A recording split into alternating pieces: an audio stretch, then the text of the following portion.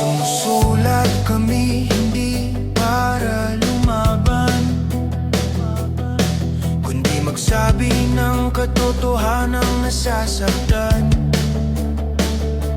Isang guhit, isang biro ang inyong tinutukan, pero sa dagat namin tao ang sugatan.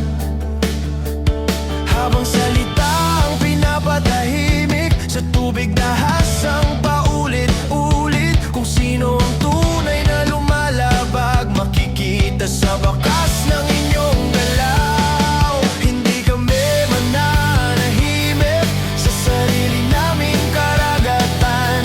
Hindi cartoons ang nasasaktan, kundi buhay ng mamamayan.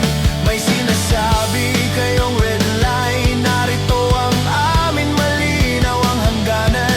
Aming dagat, aming tao, aming karapatan.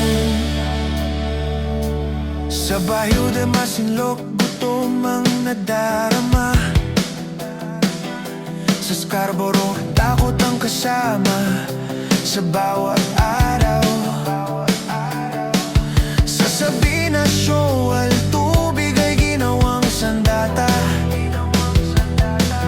Kabuhayan ang binubura, hindi lang bangka.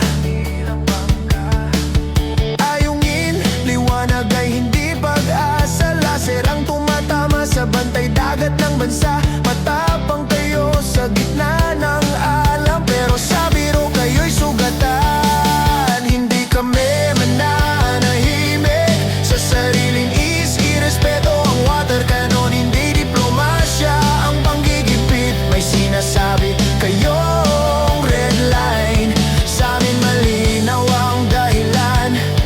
Aming dagat, aming tao, aming karapatan.